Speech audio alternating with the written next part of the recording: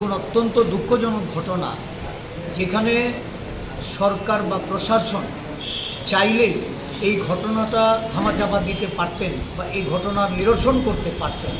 দেখা গেল প্রশাসন নির্বিকার, দুটি সম্প্রদায়ের মধ্যে একটা দাঙ্গা বাঁধিয়ে মণিপুরে যে ধরনের দীর্ঘস্থায়ী একটা ভাতৃঘাতী দাঙ্গার সূচনা এই সরকার বিগত 1 বছর আগে করেছিলেন, যা চলছে আমাদের রাজ্যেও এই ধরনের একটা পরিস্থিতি তারা ইনভাইট করছে।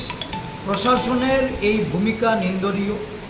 রাজ্যের মুখ্যমন্ত্রী এই বিষয় নিয়ে কোনো পদক্ষেপ নেননি।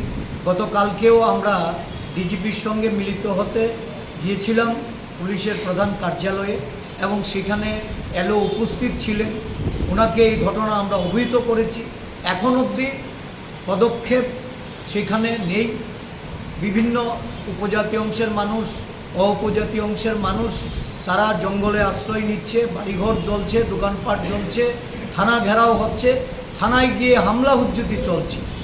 একদিক থেকে যেমন পঞ্চায়েত নির্বাচনকে কেন্দ্র করে শাসক দলের গুন্ডারা সারা রাজ্যকে একটা অরাজক পরিস্থিতির মধ্যে ঠেলে দিচ্ছে, আবার গন্ডাছড়াতেও সাম্প্রদায়িক উস্কানি আজকে এমন জায়গায় গিয়ে পৌঁছচ্ছে যেখানে আগামী দিন এটা একটা অশনির সংকেত।